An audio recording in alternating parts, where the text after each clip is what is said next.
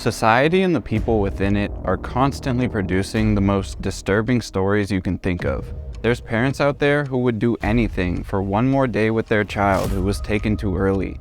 Then there's parents who can't stand another day with theirs and decide to delete them in any way possible. I spend countless hours online searching for this dark content, and there's no shortage of it.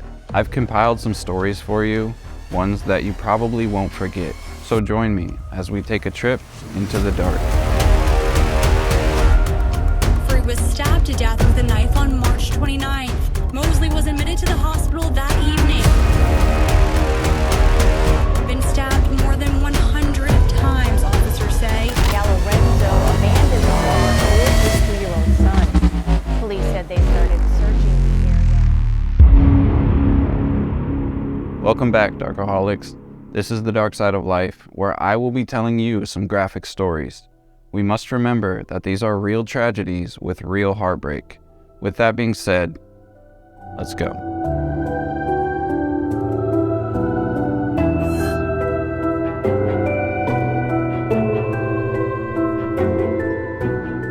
Saturday the 8th of April 2023, there was a one-car accident in the early hours of the morning in Clarksburg, Massachusetts.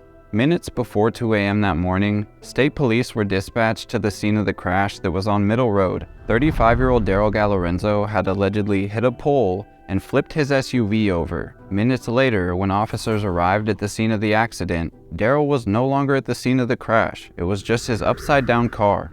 Rather, they found him near another random residence, seemingly trying to evade law enforcement. They make contact with him, and almost right away, they get signs of intoxication. They can smell the alcohol on him, and he's also soaking wet from apparently running through the nearby Hudson Brook. The next thing officers learn is that his 2-year-old son was with him in the vehicle and is now unaccounted for. Authorities immediately shifted their focus to finding the toddler, who Darel said got away from him and ran off into the stream, which happened to be roughly 3 feet deep in some areas, which is why he was completely drenched. First responders start searching the brook, running up and down the side of the water with their flashlights, and it didn't take long for them to find him, locating him at 2:20 a.m., flowing downstream in the frigid water.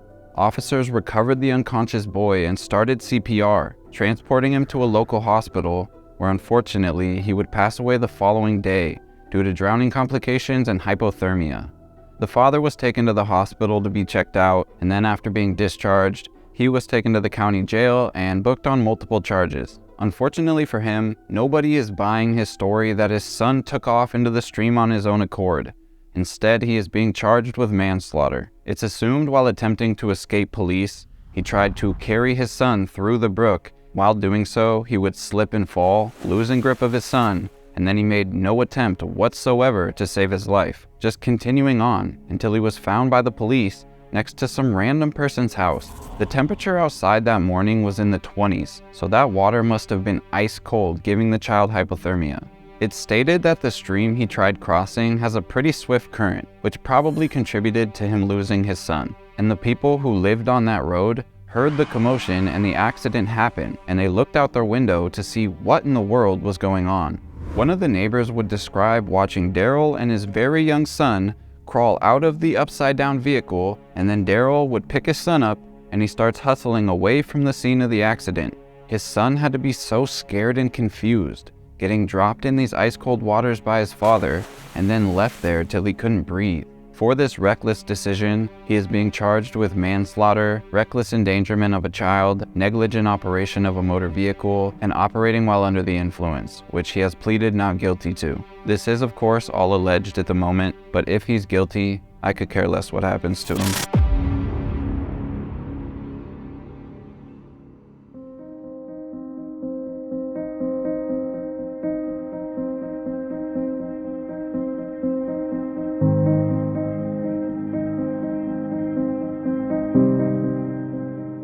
Leading up to March 30th, 2023, Theo Brickhouse Sales had started to grow concerned for her great niece, 20-year-old Pashun Jeffery, who had a 2-year-old son named Taylen Mosley. The worry began when she couldn't get a hold of her no matter how many times she tried. Anytime she rang her phone, it would just go straight to voicemail.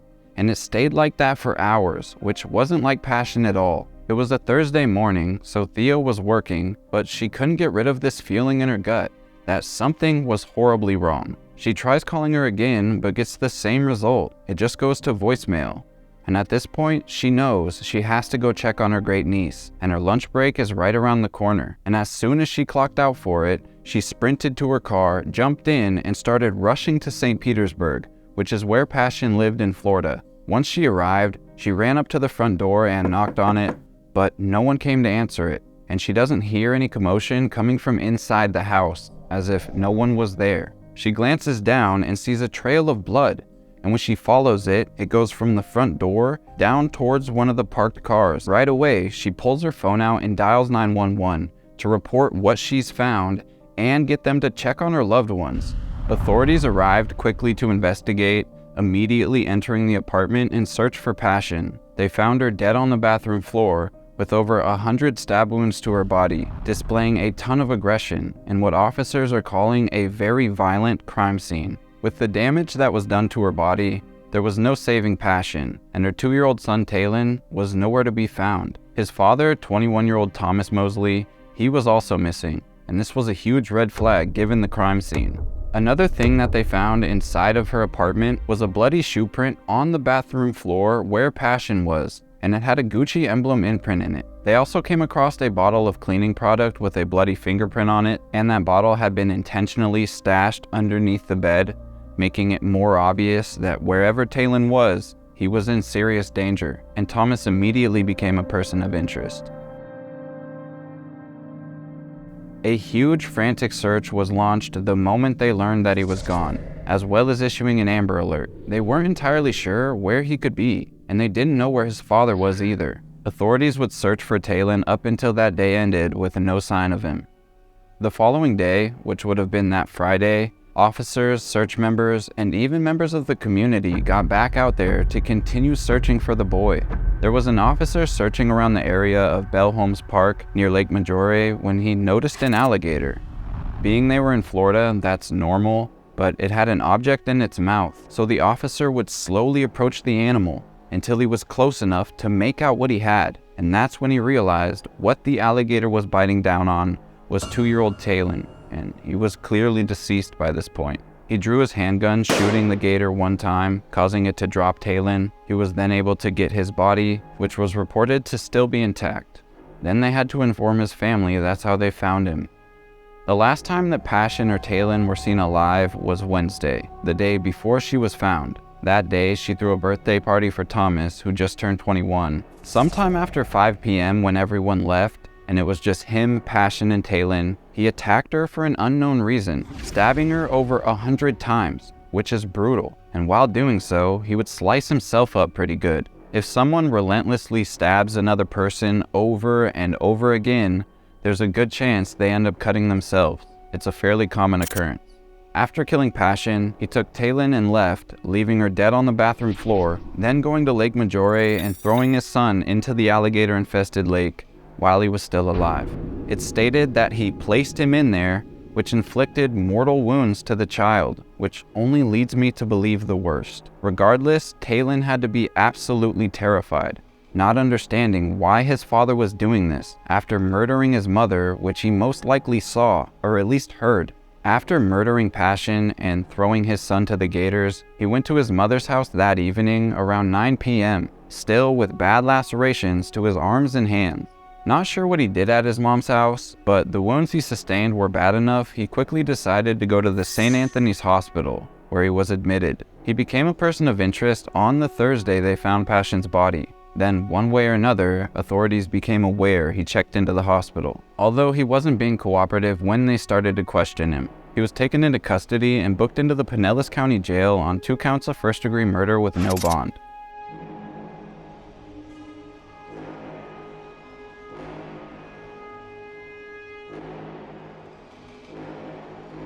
Thomas Mosley walked into a courtroom Tuesday. State of Florida versus Thomas Mosley. With his hands and arms covered in casts. Court documents say Mosley's injuries were consistent with slippage during a knife attack. Pashun Jeffery and her adorable son Taylen Mosley had an amazing relationship and were as close as could be. Pashun was aware that becoming a mother at such a young age was gonna be difficult, but she was determined to do whatever it took to provide for her son.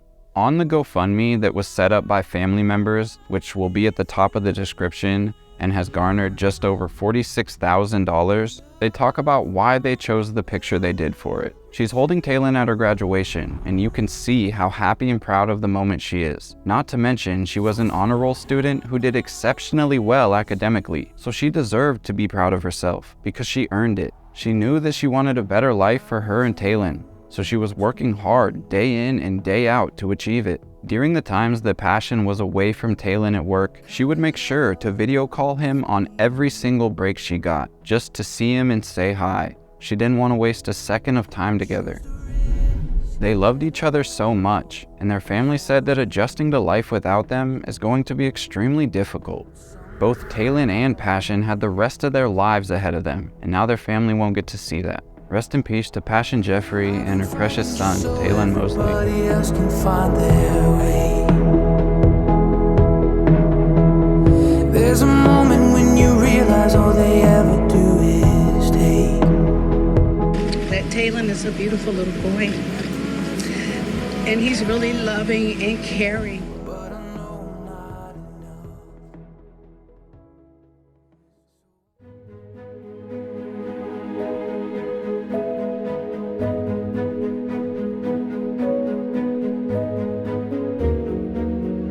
Up until the end of 2022, things were going fairly well in life for Linda Amos and her 5 children.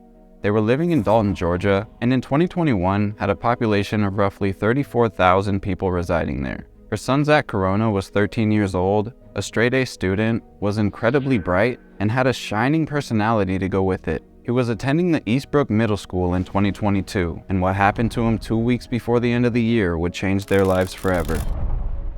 Midway through December, Zach was going to school as normal, and as always, he was breezing through his classes with ease. It was after a day at school during the evening at roughly 5 to 6 p.m., and Zach was already passed out in the living room recliner. Anytime he was sleeping or taking a nap, he would often mess with his little sister, who was a year younger than him, anytime that she tried to wake him. Sometimes when he wasn't fully asleep, he would pretend to be knocked out cold, and then when she tried to wake him up, he would jump up and then scare her. When she found her older brother sleeping in the recliner, she gently tried to wake him, but he didn't move when she initially tried, so now she's kind of expecting him to jump up at any moment. She shakes him again, but he's not moving.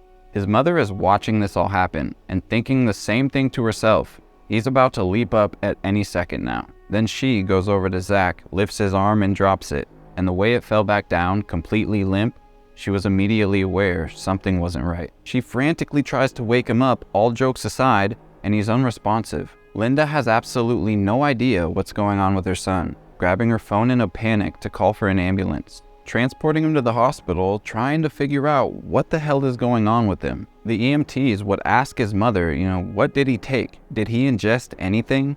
And she would tell him no, because there's nothing in their house for him to ingest. So at this point, both medics and his family are in the dark about what happened to Zach.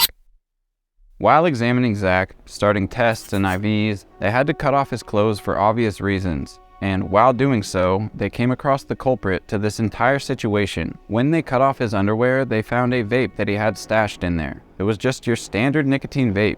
And of course, common knowledge would tell us the chances it was nicotine alone that caused such a devastating reaction, leaving him in this condition, is relatively low. So they tested it for any other possible drug, and when the results came back, it tested positive for fentanyl. For anyone who doesn't know what fentanyl is, it's an opiate that is roughly 50 times stronger than heroin and is killing an unreal amount of people right now.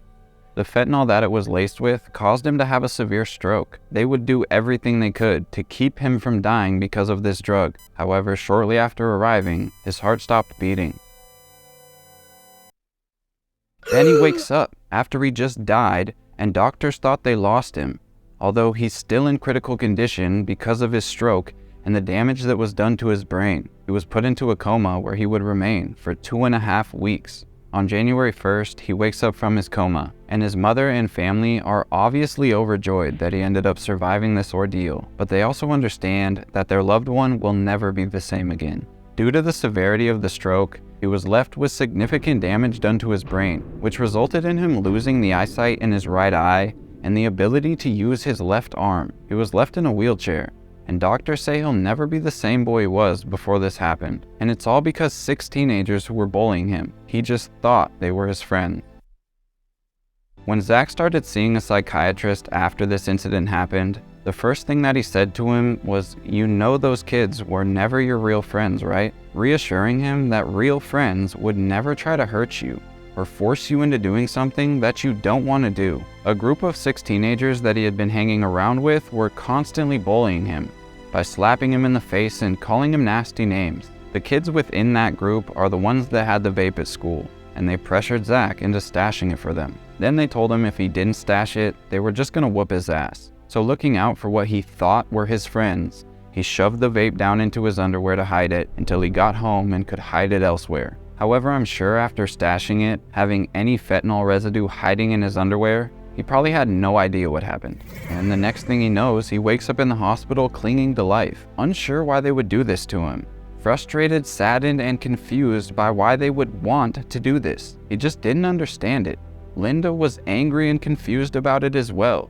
Her son is so sweet, kind-hearted, and smart. Now he has to relearn to live because of some malicious kids who are currently outliving their lives without any problems or concerns. That's one of the things that really bothered Linda, who is now solely focused on her son and his recovery, knowing that he's never gonna make it back to where he was, and they have no choice but to accept it. It's unforgivable and should never happen to anyone. Linda did report the ongoing bullying to the administration. It just seems nothing was ever done.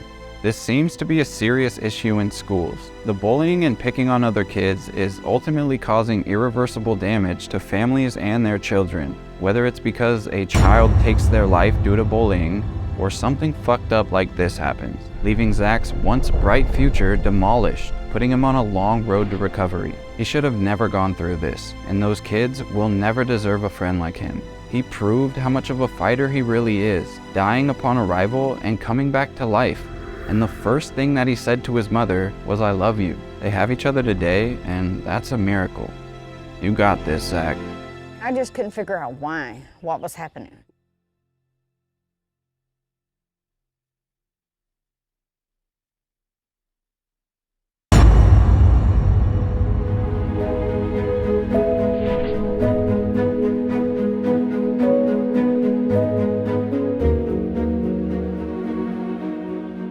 If you go up into the far northwest corner of Florida, the Perdido Key can be found in Escambia County. According to a quick Google search, Perdido Key's literal translation means lost key, so named by the early Spanish who discovered it in 1693. Until then, it was a well-kept secret of the Gulf Coast Native Americans. Equipped with beautiful white sandy beaches that are uncrowded and aquamarine water, this is a stunning place to vacation for time away from the chaotic world. It's stated that beachcombing, sailing, and fishing are ways of life there, and not just recreational activities. For the majority of the year, the waters will stay this gorgeous crystal blue, and that paired with the dunes creates a beautiful spot to relax with the waters to cool off in. Not to mention the cruises, dolphin watching tours, restaurants, golf course, and list of other great attractions. The things I mention are only a few of the reasons people travel here. There was a group of friends and family from Atlanta, Georgia, who decided they wanted to visit the Key. One of those people was 16-year-old Bryce Brooks, who was an incredible teenager. Those who knew Bryce best would describe him as a selfless young man who carried himself well. He was undeniably loyal to his friends, and he had a love for life that just couldn't be defeated. Just 1 week before this trip to Perdido Key at the beginning of April, Bryce made the honor roll, and his parents couldn't be more proud of him. He was smart and passionate about the things he chose to do. From a very young age, Bryce was always extremely into music. He absolutely loved it, and by the time he was 16, he had already started creating his own music. He was talented on the piano and was already creating his own beats. He was constantly trying to get better and make the best songs that he could, and he enjoyed every second of it. It's my understanding his parents were not with him on this trip, and he went with family friends. On April 6th, 2023, during their trip, they were enjoying their day at Perdido Key, just relaxing, spending quality time, and having fun in the waters. There were a few other groups of strangers and other children playing on the beach at the time, but not too many. Bryce was hanging out with 5 of his friends on the beach early that afternoon, and the happy vacation vibe immediately shifted when Bryce noticed something out in the ocean. He looked out there and saw 4 children that were far younger than he was. They were not with their group, and they were struggling to get back to shore. It was clear to Bryce that they could not make it back on their own. They had gotten caught in a rip current. A rip current usually forms near beaches with breaking waves and is a localized, powerful, and narrow current of water that is flowing directly away from the shore. Very often, they are incredibly strong and have the ability to push someone hundreds of yards off the beach, or worse, pull them under and keep them there. The kids that he sees are a good distance off the shore, and he can tell by looking at them that they're in severe distress. He warns his friends, and not a second goes by before they jump into action. 3 of the boys went to get the adults and inform them of what was happening, while Bryce and the other 2 instantly ran and dove into the waters to swim over to them. All 3 of them are fighting against these incredibly strong waves, and as they get closer to these kids in distress, Bryce starts calling out to the adults for more help, to come help these kids. Finally, he makes it out to them, and he's able to help them with his 2 other friends, who take them back to shore. Except Bryce himself is now being pulled the opposite way by this powerful current, which quickly starts to yank him beneath the surface, and he's doing everything he can, fighting to stay above water and make it back to shore, but he can't. At this very moment, when the adults came and saw that this was happening, one of the adults, Charles Johnson, who went by Uncle Chuck and was a basketball coach who came to Perdido Key with Bryce, saw that he was in trouble in the current. And just after Charles laid eyes on the situation, Bryce was pulled under again. Chuck was already sprinting, jumping into the ocean, and Chuck was a good swimmer as well, swimming directly over to where Bryce had been pulled under. He makes it out to where Bryce was pulled under, but he can't find him. He looks around and sees nothing, and is quickly realizing just how powerful this current really is. Moments after getting out there, before he could do anything else, he too was yanked beneath the surface. The water was far too strong for them to overpower or swim out of it, and they both disappeared. Even with the powerful currents happening that afternoon, there were no lifeguards patrolling that area of the beach, so help wasn't immediately available. After some more adults showed up and ran in after Chuck and Bryce, they were eventually able to pull them to shore. They were both unconscious, and those who pulled them from the water started life-saving measures until they were airlifted to the hospital. Both Chuck and Bryce would sadly be pronounced dead after arriving. They had given their lives trying to save someone else's. The 4 kids that Bryce noticed and rushed in to save were saved by him and his friends. Without second thought, he jumped into action, and Chuck was no different when he saw Bryce out there. He immediately took off to get him. It's a heroic story with a heartbreaking ending. Chuck's son was actually on the beach that day. Bryce came with him because they were really close friends. So we watched his good friend get pulled under and then saw his father be the loving man he was and take off to retrieve him, but neither of them made it back. According to Bryce's father, Chivy Brooks, he passed away due to cardiac arrest, but it's unclear what the exact cause of death for Chuck was. Charles Johnson, who was known as Uncle Chuck, was a beloved man by so many people, leaving behind 3 beautiful children and his wife. He was a respected basketball coach with the Atlanta-based Healthy Lifestyle Healthy Kids program, which is an organization that really focuses on preventing childhood obesity, and he was someone that actually cared about everyone around him. He was a genuine coach who thought about his players and was always looking out for them on and off the court. There was not one person who had something bad to say about Uncle Chuck. He was just so caring and authentic that he was easily lovable. The fact that his son was there with Bryce and had to watch this all play out is devastating. I'm not entirely sure if his other children were present, but there's a good chance they were. His family, community, and team miss him dearly, and it's never going to be the same. Rest in peace, Uncle Chuck.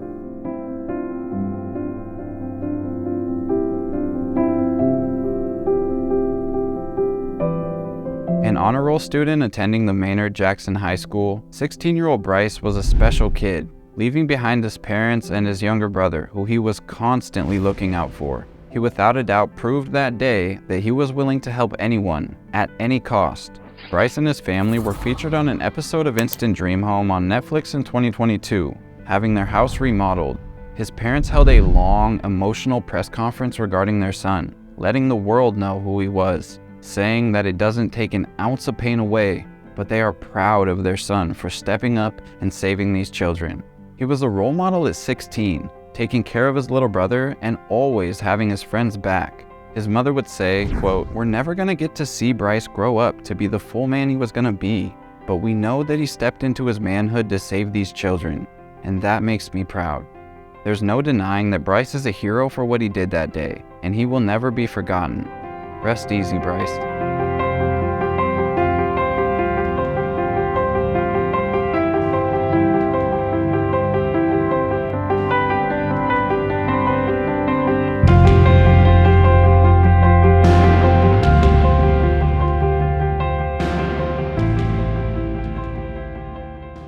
Alright guys, that's gonna do it for today's video. If you made it to the end, go down to the comment section and comment Bryce as a hero so I know. And if you want to, you can follow me on Instagram at Robert Clausen with 2 N's. If you have a story suggestion, DM me on there. I think that's all I have for you guys today. Again, I truly appreciate you guys, and I'll see you guys in the next one. Peace.